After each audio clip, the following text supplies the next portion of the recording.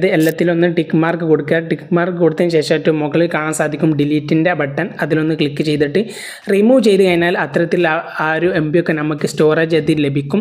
ആപ്പിൻ്റെയും ആ ഒരു സൈസ് ഉണ്ടല്ലോ അത് നേരെ കൺവേർട്ടായിട്ട് നിങ്ങളുടെ SD കാർഡിലേക്ക് മാറുന്നതാണ്, മെമ്മറിലേക്ക് മാറുന്നതാണ്. സ്റ്റോറേജിൻ്റെ പ്രശ്നമില്ലേ, 4 സെറ്റിങ്സ് മാത്രം മാറ്റി കഴിഞ്ഞാൽ അടിപൊളിയായിട്ട് സ്റ്റോറേജൊക്കെ നിങ്ങൾക്ക് ലഭിക്കും. അതിനായിട്ട് നമുക്ക് 4 സെറ്റിങ്സ് ഏതാണെന്ന് നോക്കാം. അതിനായിട്ട് പ്ലേ സ്റ്റോർ ആപ്ലിക്കേഷൻ കാണാൻ സാധിക്കും. അതിലൊന്ന് ക്ലിക്ക് ചെയ്തതിന് ശേഷം നമുക്ക് ഇവിടെ പ്രൊഫൈൽ ബട്ടൺ കാണാൻ സാധിക്കും ഏറ്റവും മുകളിൽ വശത്ത്.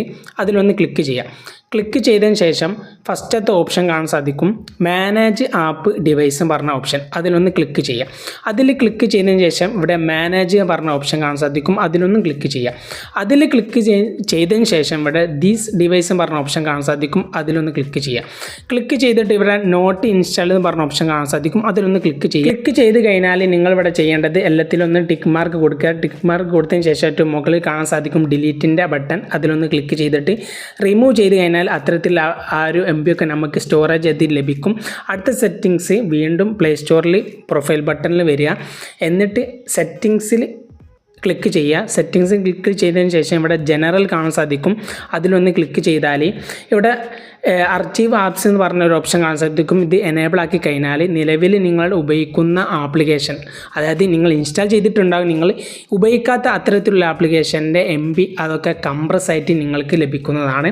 ഇനി അടുത്ത സെറ്റിങ്സ് വീണ്ടും ഇതുപോലെ പ്രൊഫൈൽ ബട്ടണിൽ വരിക.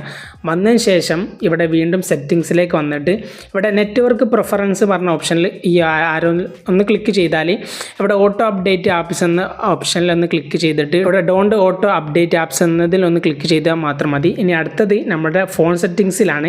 അതിനായിട്ട് സെറ്റിങ്സ് ഓപ്പൺ ആക്കുക. സെറ്റിങ്സ് ഓപ്പൺ ആക്കിയതിന് ശേഷം നിലവിൽ ഡെവലപ്പർ ഓപ്ഷൻ ഒന്ന് എനേബിൾ ആക്കിയിട്ടില്ലാത്ത ഫോണാണെങ്കിൽ നിങ്ങളുടെ എബോട്ട് ഫോൺ അല്ലെങ്കിൽ മൈ ഫോൺ എന്നൊക്കെ പറഞ്ഞിട്ട് ഓപ്ഷൻ ഏറ്റവും താഴെ അല്ലെങ്കിൽ ചില മൊബൈൽ ഫോൺ മുകളിൽ കാണാൻ സാധിക്കും. അതിലൊന്ന് ക്ലിക്ക് ചെയ്തിട്ട് നിങ്ങൾ ഒരു ബിൽഡ് നമ്പർ എന്ന് പറഞ്ഞ ഓപ്ഷൻ കാണുന്നു, ഒന്ന് നോക്കുക. ബിൽഡ് നമ്പർ അല്ലെങ്കിൽ മോഡൽ നമ്പർ അല്ലെങ്കിൽ നിങ്ങളുടെ ഡിവൈസിൻ്റെ പേര് ഏതാണോ അത് വെച്ചിട്ട് അതായത് വിവോ ആണ് വിവോ നമ്പർ എന്നൊക്കെ പറഞ്ഞിട്ട് കുറച്ച് ഓപ്ഷൻ ഇവിടെ കാണാൻ സാധിക്കും. അങ്ങനെ അത്തരത്തിലുള്ള ഓപ്ഷനിലൊന്ന് വട്ടം ഒന്ന് ക്ലിക്ക് ചെയ്ത് കഴിഞ്ഞാൽ നിലവിൽ ഡെവലപ്പർ ഓപ്ഷൻ എനേബിൾ ആക്കാത്തവർക്ക് എനേബിളായി വരും. ഇത് ഓൾറെഡി എനേബിൾ ആണ്. എന്നിട്ട് നിങ്ങളൊന്ന് ബാക്ക് വന്നതിന് ശേഷം ഒന്നെങ്കിൽ സെർച്ച് ചെയ്യുക. ഡെവലപ്പർ ഓപ്ഷൻ ഒന്ന് സെർച്ച് ചെയ്താൽ നിങ്ങൾക്ക് ആ ഡെവലപ്പർ ഓപ്ഷന് കിട്ടുന്നതാണ്. അപ്പോൾ ഇവിടെ ഡെവലപ്പർ ഓപ്ഷൻ വന്നിട്ടുണ്ട്. അതിലൊന്ന് ക്ലിക്ക് ചെയ്തിട്ട് എനേബിൾ ആക്കി കൊടുക്കുക. എനേബിൾ ആക്കിയിട്ട് കുറച്ച് താഴോട്ട് സ്ക്രോൾ ചെയ്തിട്ട് കുറച്ച് മുകളിലോട്ട് വന്നാൽ നിങ്ങൾക്ക് ഇവിടെ കാണാൻ സാധിക്കും അലോ ആപ്സ് ഓൺ എക്സ്റ്റേണൽ. ഇത് എനേബിൾ ആക്കി കഴിഞ്ഞാൽ നിലവിൽ നിങ്ങളുടെ മൊബൈൽ ഫോൺ മെമ്മറി ഉണ്ടെങ്കിൽ ഈ ഡിവൈസിൽ നിന്ന് നിങ്ങളുടെ മൊബൈൽ ഫോണിലുള്ള എല്ലാ ആപ്പിൻ്റെയും ആ ഒരു സൈസ് ഉണ്ടല്ലോ അത് നേരെ കൺവേർട്ടായിട്ട് നിങ്ങളുടെ SD കാർഡിലേക്ക് മാറുന്നതാണ്, മെമ്മറിലേക്ക് മാറുന്നതാണ്. അപ്പോൾ നാളെ രാത്രി 8 കാണാം.